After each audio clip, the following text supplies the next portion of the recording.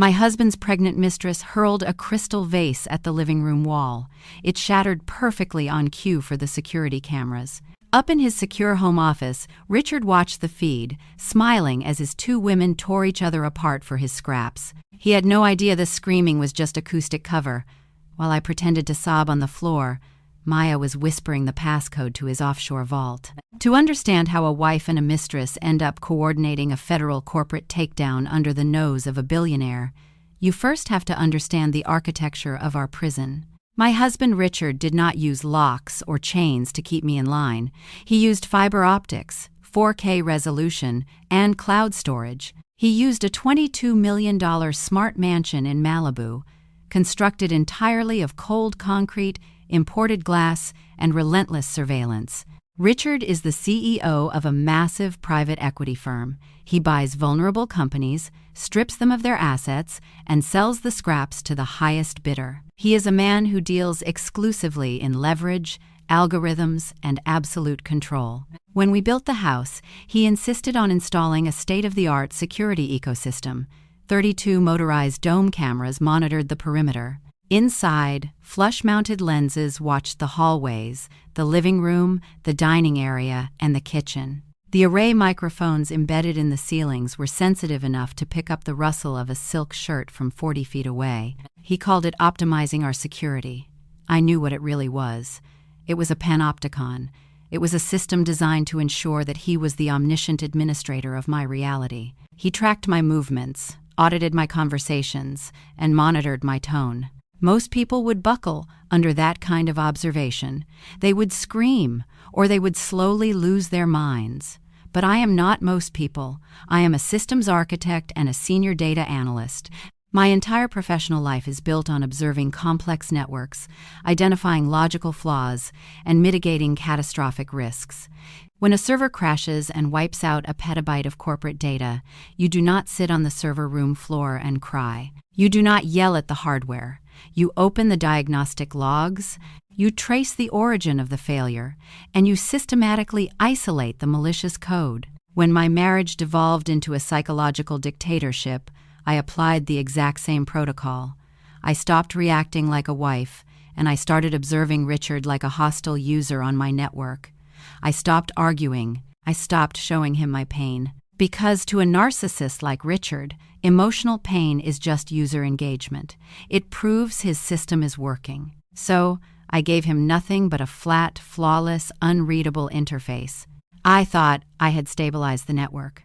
I thought I could quietly endure the surveillance until our 6-year-old son, Leo, was old enough for me to securely extract us both without risking a custody war. Richard had already made his parameters perfectly clear. If you file for divorce, Clara, I will bury you in litigation until Leo is in college. I will freeze your accounts, and I will take him from you. It was a hostage situation wrapped in a bulletproof prenuptial agreement. I accepted the terms, assuming I knew the full extent of the malware. Then came the second Tuesday in October. I was sitting at the kitchen island reviewing a firewall deployment on my laptop when the heavy oak front door swung open. The sound of the biometric lock disengaging echoed across the marble floor. Richard walked in. He was wearing his tailored charcoal suit, his expression shaped into a cool, impenetrable mask of authority. Behind him walked a woman I had never seen before. She was young, perhaps 24. She had long, dark hair, and she was carrying a designer overnight bag. But the most glaring piece of data in the room was her silhouette. She was heavily, unmistakably pregnant. At least 7 months along. Her eyes darted around the massive, echoing foyer, taking in the glass walls and the high ceilings. She looked terrified, but she was trying desperately to mask it with a hardened, defensive tilt of her chin. "Clara," Richard said. His voice was smooth and perfectly modulated, carrying effortlessly to the kitchen microphones.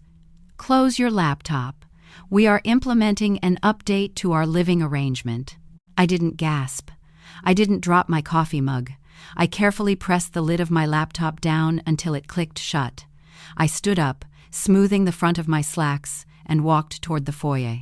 "This is Maya," Richard announced, gesturing to the girl with a casual wave of his hand, as if he were introducing a new piece of furniture. "She is carrying my child. Starting today, She will be occupying the east guest wing. Maya stared at me, her knuckles white where she gripped the handle of her overnight bag. She was waiting for the explosion. She was waiting for the crying, the screaming, the shattered plates. Richard was waiting for it too. I could see the faint, hungry glimmer of anticipation in his eyes. He wanted a spectacle. He had brought his pregnant mistress into his wife's home, and he was standing beneath 3 separate 4K security cameras, ready to record my absolute devastation. "I see," I said. My voice was entirely flat. Richard stepped forward, positioning himself precisely between us. The supreme arbiter. "Let me be completely transparent about the new architecture of this household," he said, slipping easily into his boardroom cadence. "Maya requires a stable environment for the remainder of her pregnancy, and I require my children to be raised under my roof. Clara, you require my financial infrastructure to maintain your lifestyle and to keep custody of Leo." He looked at Maya, then at me. "Neither of you has the leverage to leave," he continued quietly. "If you try to run, Maya, I will have my attorneys declare you unfit and you will never see the baby. Clara, if you attempt to file for a separation, I will execute the contingency plans we have already discussed regarding Leo." He let the threat hang in the cold, filtered air of the foyer.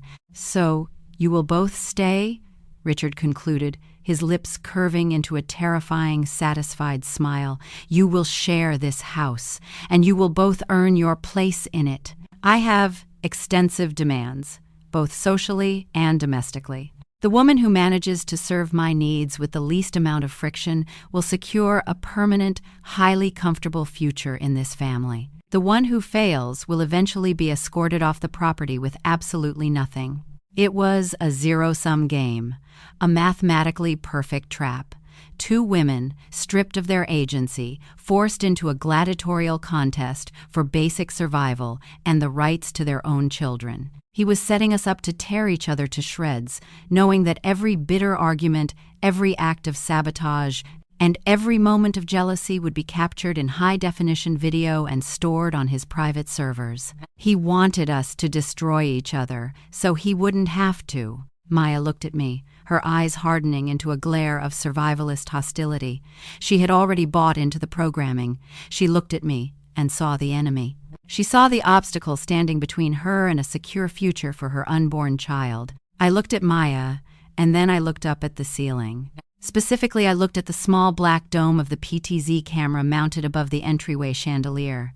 I watched its red indicator light blink, confirming that it was actively recording. "If you are placed inside a system designed to destroy you," I thought, "you do not play the game. You map the network." "Understood," I said to Richard, my tone as polite and empty as an automated voice prompt. "I will inform the housekeeper to prepare the east wing." Richard frowned slightly, disappointed by my lack of dynamic output, but he nodded.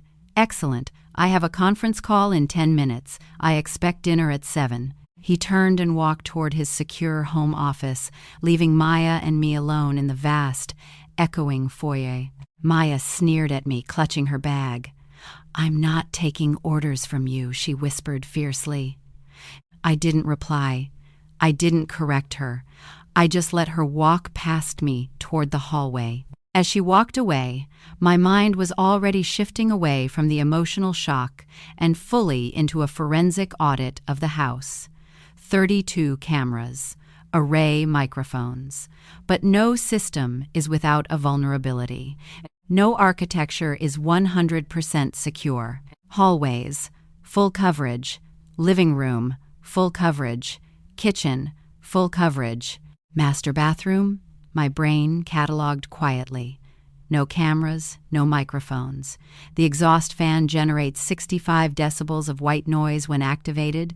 Richard thought he had locked us inside an inescapable prison, but he had forgotten one basic rule of systems engineering. The administrator cannot monitor the blind spots. And inside those blind spots, I was going to write the code that would burn his empire to the ground. If you want to understand how a human being breaks under continuous surveillance, you have to look at the data flow. In a standard network environment, data is exchanged in bursts. You send a request, you receive a packet, and then the connection idles. But in my husband's smart mansion, the connection never idled. Whenever you entered a room, the lens would physically rotate with a soft, mechanized whir to lock onto your center of mass. He had engineered an environment where privacy was treated as a security breach. Our first dinner together set the operational parameters for the new system. At 7 p.m., I walked into the formal dining room. The table was vast, a slab of reclaimed walnut polished to a high gloss. Richard was already seated at the head. Maya was standing near the floor-to-ceiling windows, her hands resting defensively over her pregnant stomach. "Sit!" Richard commanded, gesturing with his wineglass. I moved toward the chair on his right, the seat I had occupied for 6 years. "Not there, Clara," he said. His voice was perfectly pleasant. It lacked any serrated edge, which made it infinitely more dangerous. "That seat requires too much lateral movement for Maya, given her condition. She will sit on my right. You will take the seat opposite her." The seat on his left, the secondary node. I didn't pause. I didn't let my facial muscles twitch. I simply adjusted my trajectory, pulled out the chair on his left, and sat down. A system administrator does not argue with a malicious program. She observes how it executes its code.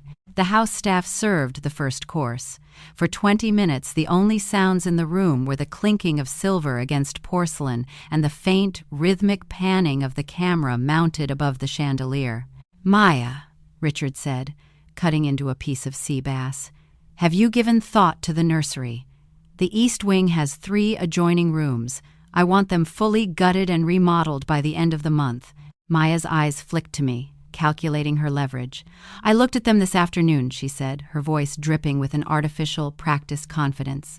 "They're spacious, but the lighting is terrible for the baby. Honestly, Richard, I think Leo's playroom would make a much better nursery. It has the southern exposure." Leo's playroom. The room where my 6-year-old son kept his Lego builds, his picture books, the small, quiet sanctuary where he played while I worked. I kept my eyes on my plate. I took a measured bite of asparagus. I chewed. I swallowed. "An interesting proposition," Richard mused. He looked at me, waiting for the system to crash. He was waiting for the mother in me to override the analyst. He wanted me to slam my hands on the table, to scream that she couldn't touch my son's things, to cry and beg. If I reacted, he would have the footage to prove I was emotionally unstable and unfit for custody. I picked up my napkin and dabbed the corner of my mouth. "I can have the housekeeper box up Leo's things by tomorrow morning," I said evenly. "We can migrate his play area to the basement media room." "It will be more efficient." Richard's jaw tightened. The lack of friction disappointed him. He needed a higher voltage to get a reaction. He reached into his breast pocket and placed a long, rectangular blue velvet box onto the table. He slid it across the polished walnut toward Maya. "A small token," Richard said, his eyes firmly locked onto my face to monitor the output, "for the mother of my next child." Maya opened the box. Inside, resting on white satin, was a diamond tennis bracelet. The stones caught the light from the chandelier, throwing sharp, brilliant prisms across the room. Retail value, approximately $40,000. Maya gasped. "Richard, it's beautiful," she breathed. She looked at me, a victorious, cruel smirk twisting her lips. "Isn't it beautiful, Clara?" "It has excellent clarity," I replied flatly. Richard leaned back in his chair. "I'm glad you appreciate it, Maya. We are entering a period of significant capital consolidation. In fact, Clara, I received an email from the family accountant this morning." He took a slow sip of his wine, savoring the deployment of the payload. "I'm initiating a comprehensive audit of our expenditures," Richard continued. "With the new baby coming, we need to streamline our operational costs. I've instructed the accountant to halt the tuition payments for Leo's private school for the upcoming spring semester. It's an unnecessary luxury. The public district will suffice for a 6-year-old. The math was instantly, brutally clear. A $40,000 bracelet for the mistress, the defunding of a child's education for the wife. He wasn't just taking my resources, he was transferring them directly to my replacement right in front of my face and demanding that I applaud the transaction. My chest felt tight, a physiological response to the threat against my son. My heart rate elevated, but I forced my breathing to remain shallow and rhythmic. I engaged a read-only mode. "I will request the transfer paperwork from the academy tomorrow," I said. My voice was a dead, flat line. Richard stared at me, his eyes narrowing into dark, frustrated slits. He hated my compliance. He hated that he could not find the back door into my emotional mainframe. Over the next 2 weeks, the smart mansion became an active torture chamber. Richard weaponized the surveillance system, turning the 4K footage into a tool for daily humiliation. He called them performance reviews. On a Thursday evening, he summoned Maya and me to the main living room. He stood in front of the 85-inch OLED television screen. He had his tablet in his hand. "I've been reviewing the logs from yesterday," Richard announced, pacing slowly, "and I have noticed a degradation in the household culture. Let's look at the tape." He tapped his screen. The video showed Maya walking into the kitchen and dropping her empty smoothie glass onto the counter, right next to the sink. In the footage, I walked in a moment later, looked at the glass, and placed it into the dishwasher. Richard paused the video and zoomed in on my face. The 4K resolution captured the microscopic tightening of my jaw, the brief half-second closing of my eyes before I picked up the glass. "Look at the micro-expressions," Richard said, pointing at my digitized face. "The resentment, the absolute lack of enthusiasm. Maya drops a glass, and you react as if you are being punished. You are failing the parameters of this arrangement, Clara. If you cannot learn to serve this household with grace, I will expedite the custody filings for Leo. Do you understand the architecture of this deal?" "I understand," I said to the floor. "You will do better," Richard said. He turned the television off and walked out of the room, satisfied that he had established dominance. When the door clicked shut, Maya stood up from the sofa. She walked over to the coffee table, picked up an empty water glass, and deliberately dropped it onto the hardwood floor. It didn't shatter, but it bounced and rolled against the baseboard. "Clean it up," she sneered, looking down at me. "Since that's your function." Standard programming would dictate that I hate her. She was a parasite. She was the weapon Richard was using to dismantle my life. But as I knelt on the hardwood floor to pick up the glass, I didn't look at the object in my hand. I looked at Maya. I looked at the way she was standing. Her posture was rigid, but her breathing was too fast. I looked at her hands. The fingers of her right hand, the one not resting on her stomach, were trembling. A fine, high-frequency tremor that she was trying desperately to hide by clenching her fist against her thigh.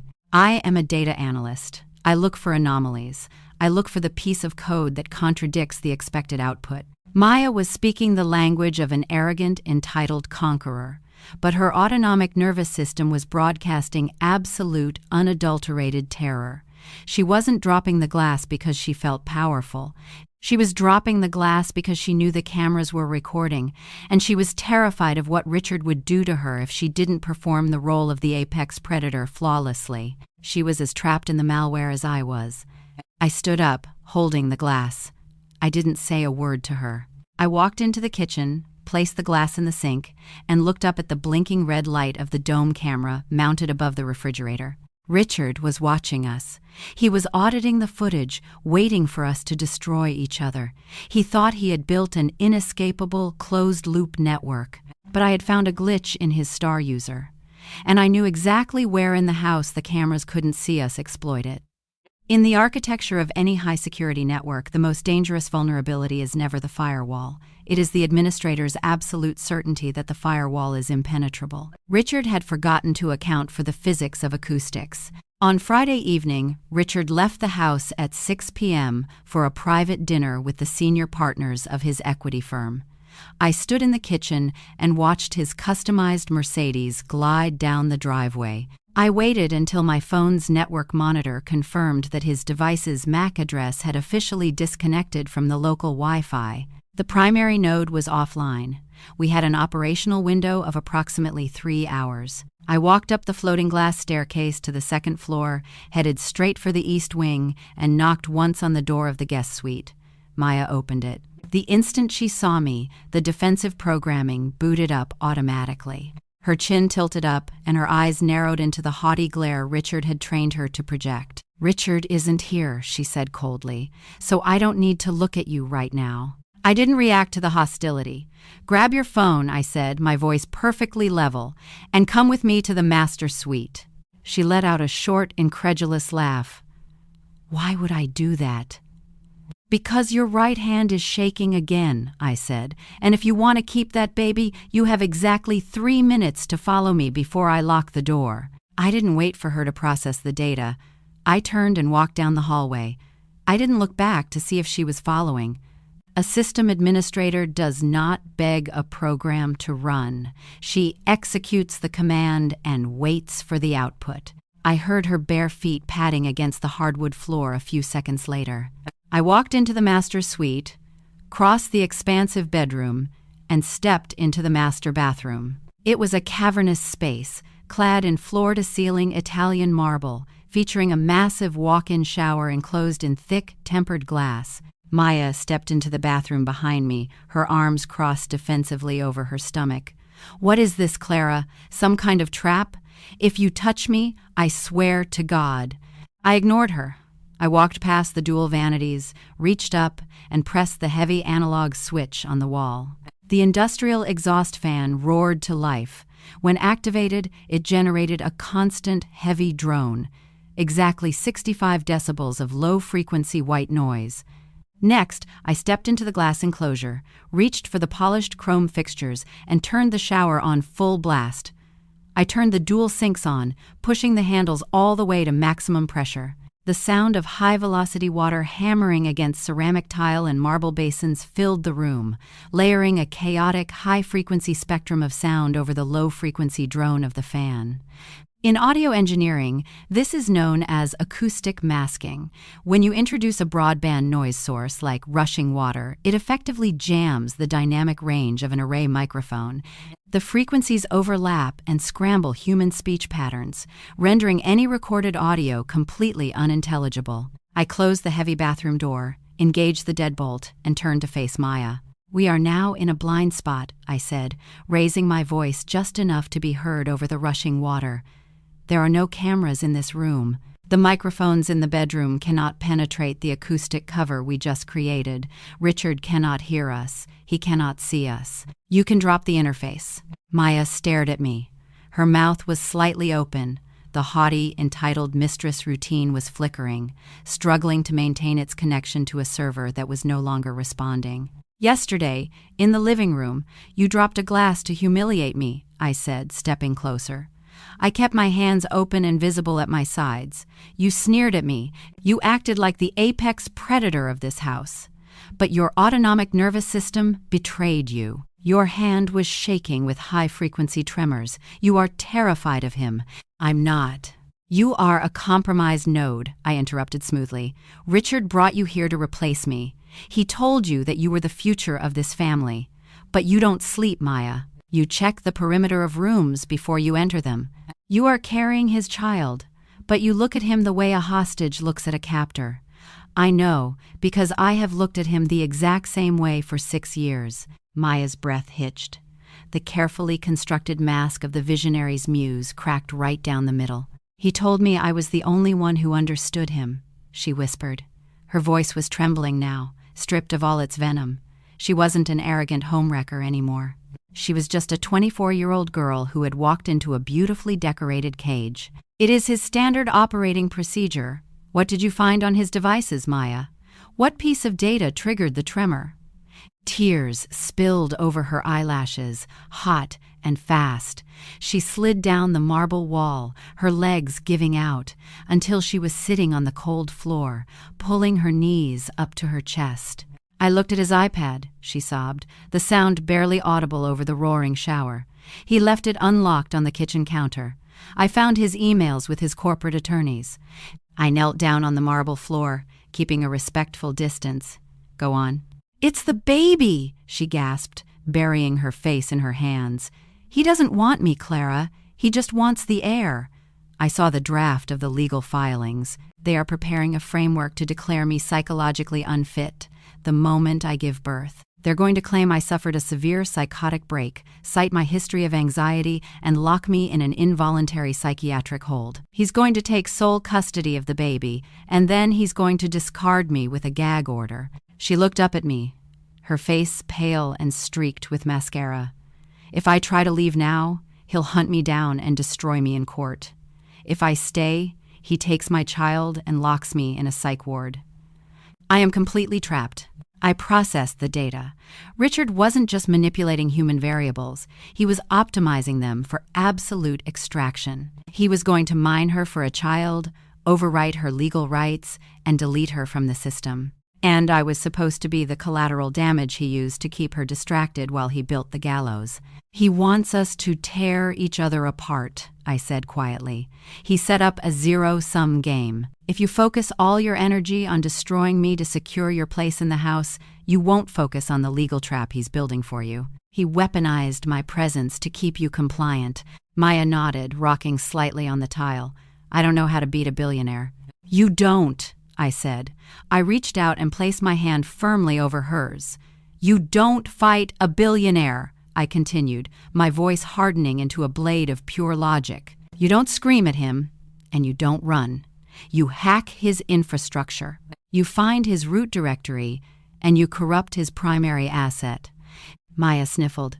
"What are you talking about?" "Richard's power isn't magic. It's math," I explained. "It's leverage. It's offshore accounts, shell companies, and fraudulent capitalization tables. He has built an empire on venture capital money that he is secretly siphoning into private accounts.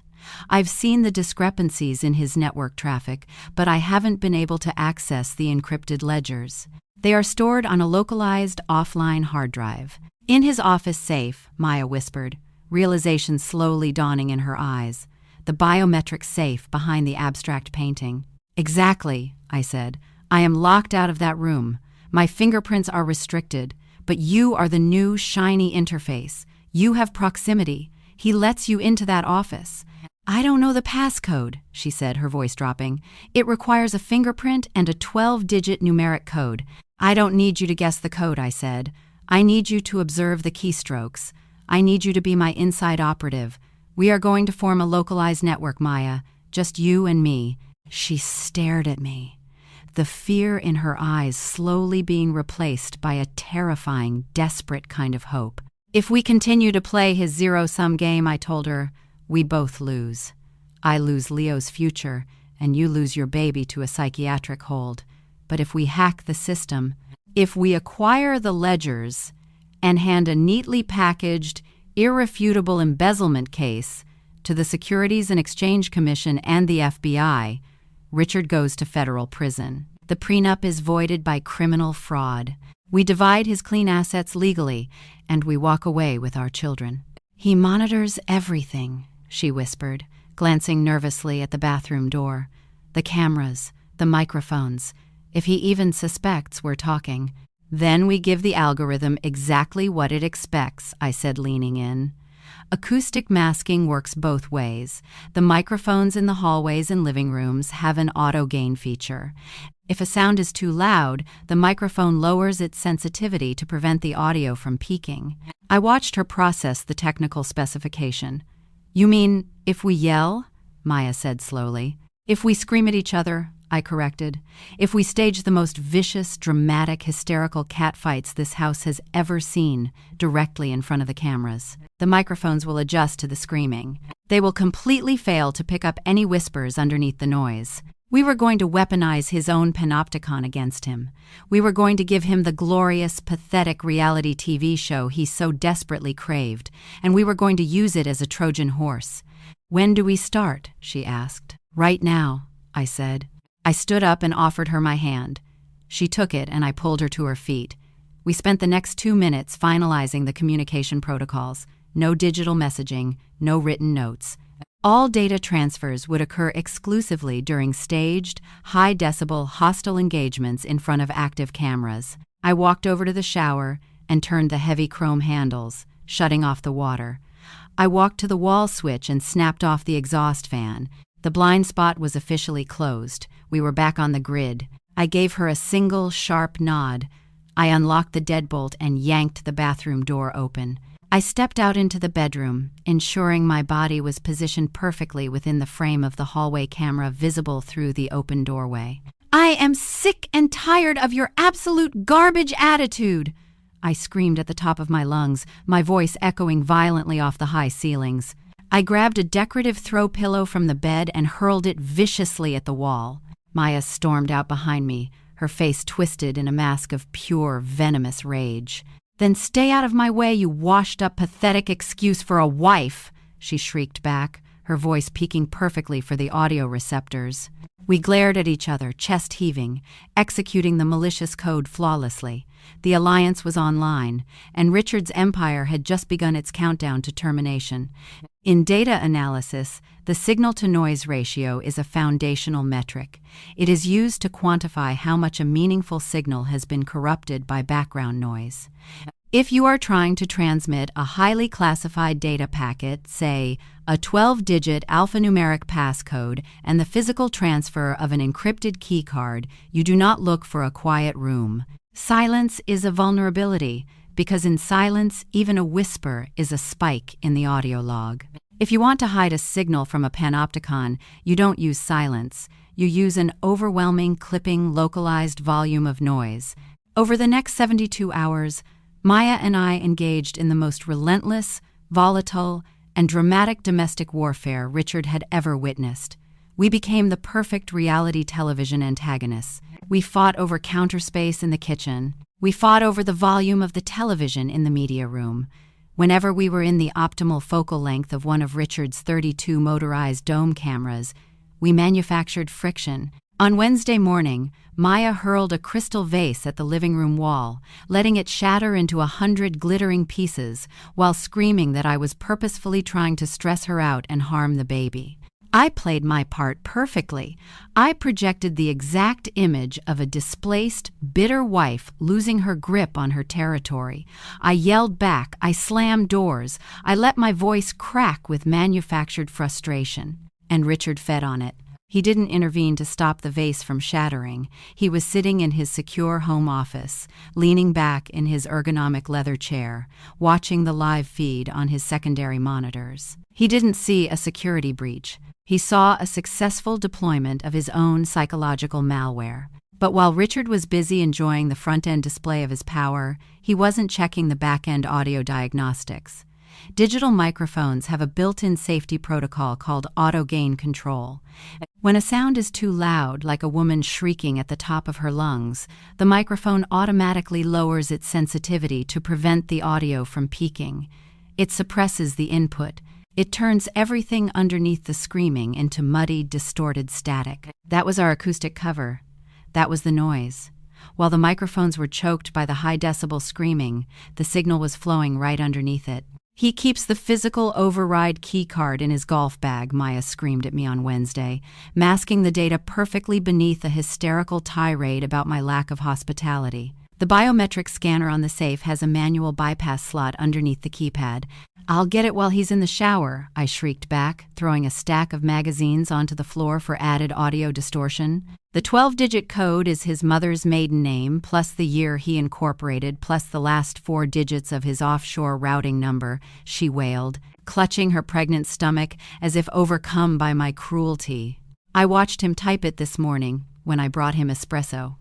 By Thursday evening, we had compiled all the necessary parameters for the breach.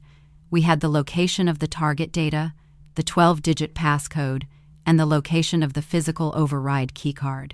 We just needed to execute the physical transfer of the token, and we needed to schedule the outage. Richard provided the perfect staging ground at 8 p.m. I was standing in the kitchen, wiping down the marble island. Maya walked in, carrying a half-empty glass of Cabernet. Richard followed a few steps behind her, checking an email on his phone. Maya looked at me, then deliberately tilted her hand.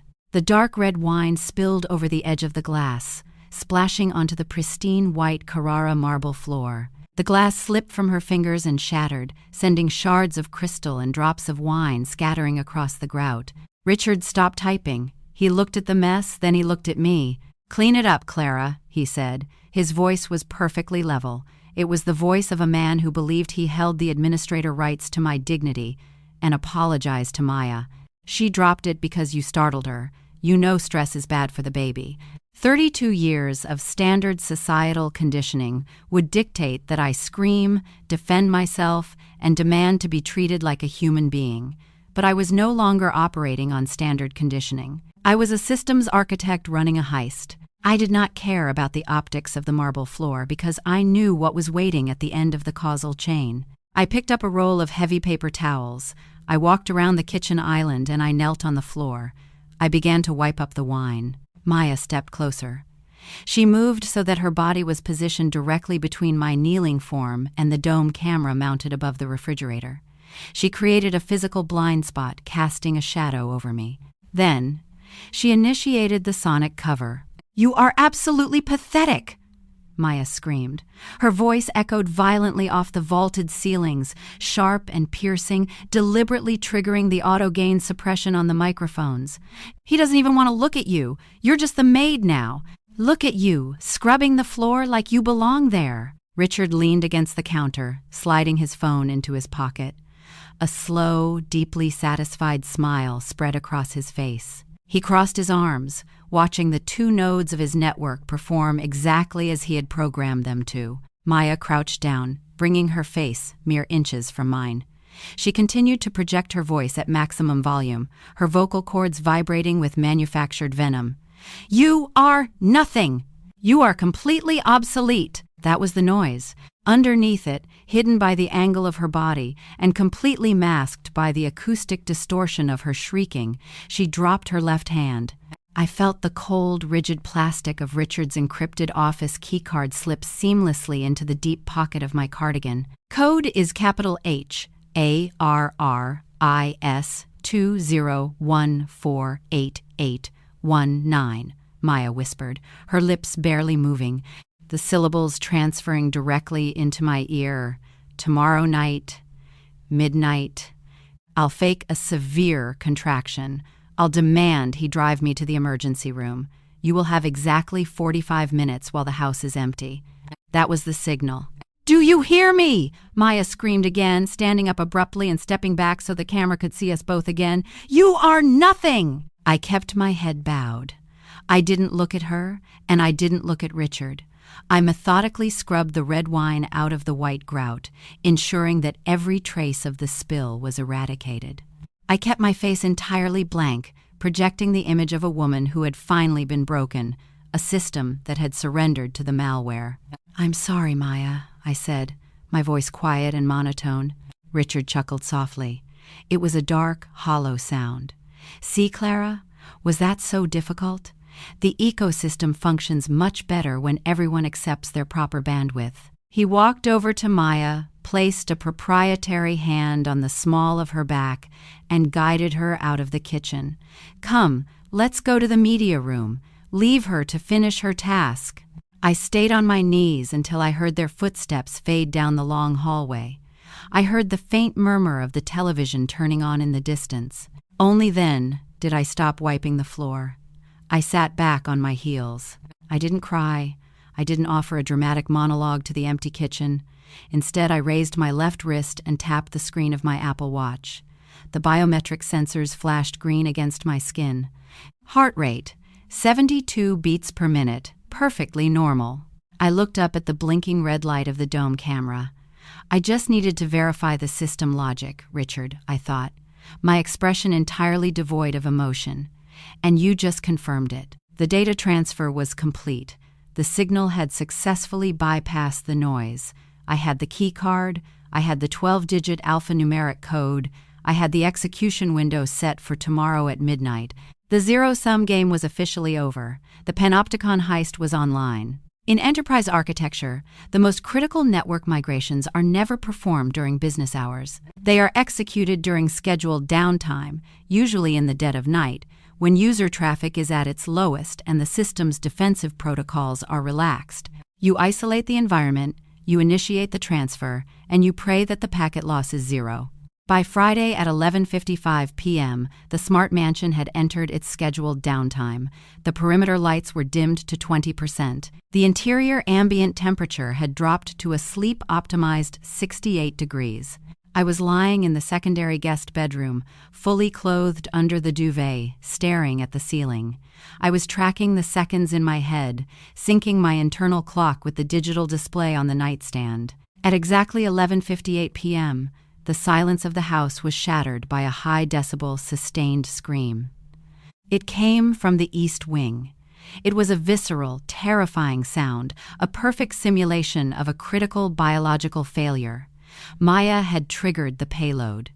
I sat up, threw off the duvet, and walked to my bedroom door, opening it just enough to listen to the data flow of the hallway. I heard Richard's heavy footsteps hitting the hardwood floor as he sprinted out of the master suite. He didn't call out her name. He didn't ask if she was okay. I listened to his voice as he burst into her room, and it was entirely devoid of human empathy. "The baby," Richard demanded, his voice tight with panic. "Is it the baby? Are you bleeding?"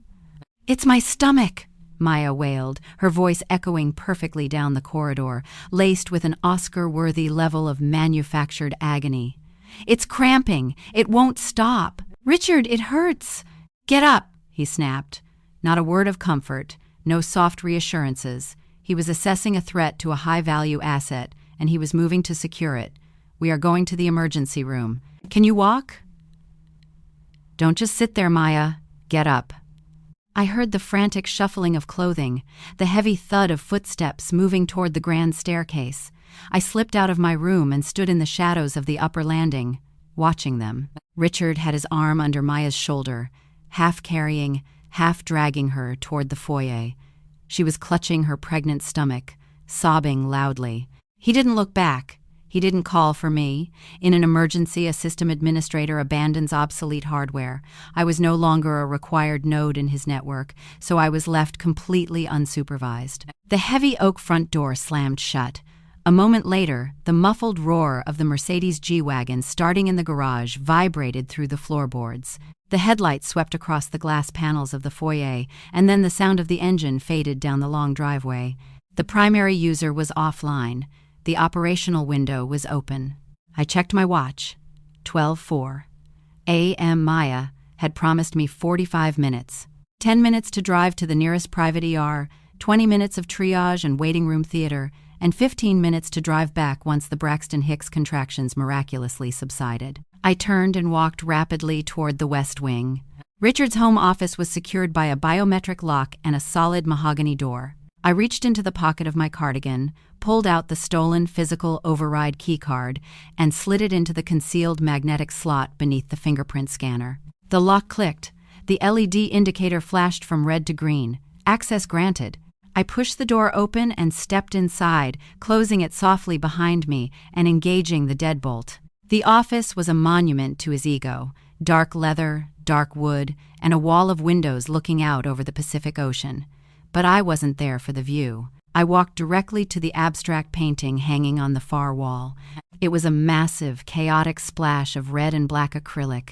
I gripped the left edge of the heavy wooden frame and pulled. It swung outward on hidden hinges, revealing a brushed steel wall safe. The interface featured a biometric thumb pad and a numerical keypad. I bypassed the fingerprint scanner, locating the secondary keycard slot tucked under the bottom lip of the steel housing. I inserted the master keycard. The digital display blinked to life, prompting for a 12-digit alphanumeric override code. My heart was hammering against my ribs, a biological drumbeat trying to introduce panic into a purely logical process. I forced my breathing to slow. I visualized the code Maya had whispered to me over the sound of her own screaming. Capital H, A, RR, Arstu, 0, 1, 4, 8, uno, navi.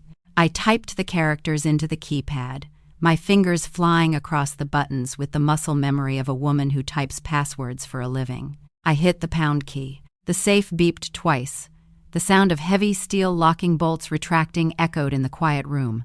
I turned the handle and pulled the heavy door open. Inside, there were stacks of $100 bills, velvet boxes containing expensive watches, and several leather-bound dossiers. I ignored all of it. Cash and jewelry are just physical objects. They have no power to dismantle an empire. I reached to the very back of the safe and pulled out a heavy, matte black solid-state drive. It was an offline ledger, air-gapped, completely disconnected from the internet to prevent external hacking. To hide a secret this massive, you cannot trust the cloud. You have to keep it in the dark. I pulled my encrypted laptop from my tote bag and set it on Richard's massive mahogany desk. I booted it up, entered my decryption keys, and connected the solid-state drive via a high-speed Thunderbolt cable. The drive mounted on my screen. It was password protected, but Richard was a creature of habit. He believed he was the smartest man in the world, which meant he didn't think he needed to memorize multiple complex passwords for a drive locked inside a biometric safe. I typed the same Harris 201488819 code. The directory unlocked. I opened the root folder. The sheer volume of data was staggering. It wasn't just a few spreadsheets. It was a meticulously organized archive of absolute financial devastation. I dragged the master folder over to my laptop's encrypted local drive to initiate the copy process. A progress bar appeared on my screen, calculating transfer time. Total size, 2.1 terabytes.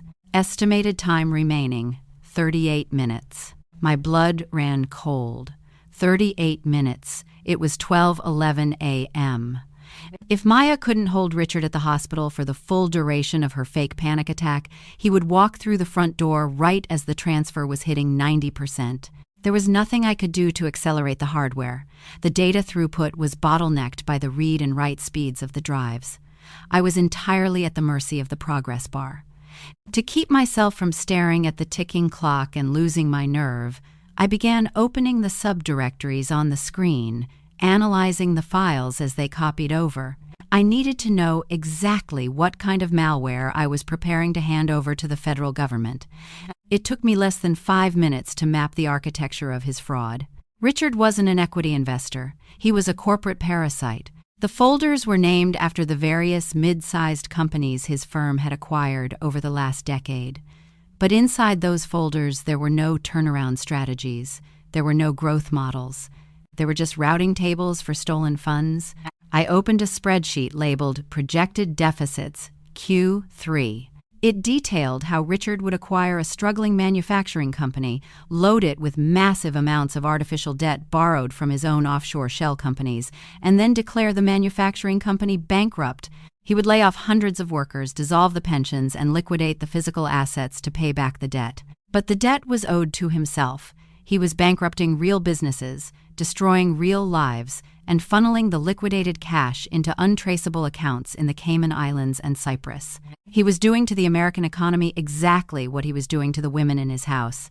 He acquired an asset. He drained it of all its value. He created a manufactured crisis to justify its destruction. And then he walked away wealthier, leaving a hollowed-out shell behind. It was a masterclass in sociopathy. I looked at the progress bar. 45%. Estimated time remaining, 21 minutes. Duoblef 20 lapanem. The silence of the house was deafening. Every creak of the settling foundation, every gust of wind against the ocean-facing windows sounded like the tires of a G-Wagon pulling into the driveway. 78%. Estimated time remaining, 8 minutes. Duolev and 47 am. The laptop fan began to whir loudly, struggling to dissipate the heat generated by the massive data transfer. The solid-state drive was running hot. Thermal throttling kicked in. The transfer speed dropped from 150 megabytes per second down to 90. Estimated time remaining, 14 minutes. Panic, sharp and metallic, flared in my chest. 14 minutes would push the completion time to 12:55 a.m. That was too close. That was inside the margin of error. If Maya's acting slipped, if the ER doctor discharged her quickly, Richard would already be on the Pacific Coast Highway. I needed to cool the drive to restore the transfer speed. I grabbed the heavy, metal solid-state drive and pressed it flat against the cold, polished surface of Richard's mahogany desk, trying to use the dense wood as a passive heat sink. I pressed my hands against it, feeling the heat radiating into my palms. Stay cold, stay fast. 85%, 90%. The speed crept back up. 120 megabytes per second, 1247. AM 95%. I stared at the blue bar filling the screen. It was the distillation of 32 years of pain, converted into actionable data. Every night spent feeling inadequate, every dollar drained from my accounts, every cruel comment and orchestrated catfight, it was all being encoded onto my encrypted hard drive. 98%, 99%. Transfer complete. It was 12:51 a.m. I immediately right-clicked and safely ejected the drive. I disconnected the Thunderbolt cable. I picked up Richard's offline ledger, wiped my fingerprints off the matte black casing with the sleeve of my cardigan, and placed it back into the exact spot in the rear left corner of the safe. I closed the heavy steel door. The locking bolt slammed into place with a satisfying final clunk. I swung the abstract painting back into position, ensuring the edges aligned perfectly with the faint dust marks on the wall. I picked up my laptop, slid it into my tote bag, and walked to the office door. I opened it, stepped into the hallway, and let the door click shut behind me. I used the physical keycard to lock the deadbolt, then slipped the card deep into my pocket. I walked swiftly and silently back to the secondary guest bedroom. I stripped off my cardigan and slacks, changed into a loose t-shirt, and slid under the duvet. I opened my laptop in the dark, verifying the encryption protocols on the newly acquired folder. The data was secure. I drafted an encrypted whistleblower report, attached a compressed sample of the ledger, and scheduled a dead man's switch delivery to a secured inbox at the Securities and Exchange Commission, with copies blind copied to the Federal Bureau of Investigation's White-Collar Crime Division. At exactly 12:58 a.m., two beams of brilliant white light swept across the ceiling of my bedroom. The low, throaty rumble of the Mercedes G-Wagon echoed from the garage below. The heavy front door opened a moment later. I heard Richard's voice, irritated and exhausted. "I told you it was nothing but gas and dehydration," he snapped from the foyer. "You jeopardized my sleep schedule for a false alarm. Go to bed." I heard Maya's quiet, submissive footsteps climbing the stairs. A moment later, my phone vibrated under my pillow. A single encrypted text message from a blocked number. "We're back. He's furious. Did it compile?" I stared at the glowing screen in the dark room. I thought about the 2.1 terabytes of federal evidence sitting quietly on my hard drive. I thought about the absolute devastating power of objective data. I typed a single word in response. Deployed. The heist was complete. Now it was time to let the malware run. Richard's postmortem took 3 weeks to compile because federal agencies have a very strict verification protocol when dealing with 2.1 terabytes of financial data. It happened on a Friday evening at the downtown Ritz-Carlton. Richard was hosting the 10th Anniversary Gala for his private equity firm. It was a black tie event. He had spent months curating the guest list, ensuring that the ballroom was packed with the city's elite, the politicians, the bank executives, the rival CEOs he had crushed on his way to the top. He was standing at the podium in a custom tuxedo, giving a speech to 200 of the wealthiest people in the state about the virtues of loyalty, aggressive market expansion, and unwavering control. He was exactly 3 minutes into his speech when the doors at the back of the ballroom opened. They didn't cut the power. They didn't need to. A team of 12 federal agents from the FBI and the Securities and Exchange Commission walked down the center aisle. They didn't wait for him to finish speaking. The lead agent stepped onto the stage, presented a federal warrant, and read Richard his rights directly into the live microphone. Richard's flawless, untouchable billionaire mask shattered in front of his entire network. His assets were frozen immediately. The offshore routing tables, the shell company ledgers, the fraudulent capitalization charts, all of it provided an irrefutable, pixel-perfect roadmap of his embezzlement. He had built a panopticon to monitor 2 women, completely unaware that we were using the blind spots to build his digital gallows. Maya and I met one last time, a month after his arrest, in the quiet, mahogany-paneled conference room of a corporate law firm. Because Richard's wealth was built on documented federal fraud, the ironclad prenuptial agreements he used to trap his victims were rendered entirely void. We didn't hug. We didn't cry. We sat across from each other, reviewed the asset division paperwork generated by the forensic accountants, and signed our names. We legally divided the remaining clean assets. Maya secured full, uncontested custody of her baby and enough capital to ensure Richard could never threaten her again. I secured the same for Leo. We stood up, shook hands like the silent partners we were, and walked out of the building in opposite directions, financially independent and permanently free. 6 months have passed since I sat in my Honda and clicked the final send button to the SEC. I got promoted last month. I am now the lead solutions architect for my division. I manage a team of 20 engineers, and my salary bumped up by another 40%.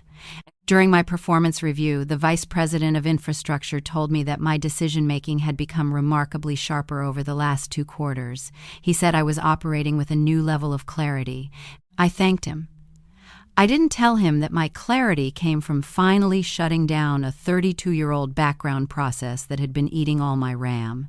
I still wear my navy cardigans. I still drive my 6-year-old Honda. I still look like a woman who fixes servers, because I am a woman who fixes servers. The only difference is that now, I only fix systems that respect my administrator privileges. You cannot build a functioning network on a foundation of bad code, and you cannot build a marriage on a foundation of exploitation. If someone assigns you the role of the backup server expected to handle all the crashes, absorb all the technical debt, and carry the load in the dark, only to be hidden away when they want to shine, you owe them nothing. You do not owe them your uptime. You do not owe them your processing power. And you certainly do not owe them your silence. A boundary is not an act of revenge. A boundary is a security protocol. It is the moment you look at a system that is actively harming you and you finally click Access Denied. If you are the one quietly funding the illusion, if you are the one patching the bugs for people who treat you like a utility, take this as your diagnostic report. It is time to revoke the authorization. Let the lights go out. Let the system fail. They will call you vindictive, they will call you crazy, and they will tell everyone you ruined their lives. Let them. Your freedom is worth a little downtime. If you've ever had to pull the plug on a toxic relationship to save your own sanity, drop the phrase "access denied" in the comments below. I'll be reading every single one. Thank you for listening. If this story gave you the clarity you've been looking for, hit the like button and subscribe to the channel. I share stories here every week about quiet people who finally let the receipts speak. I'll see you in the next one.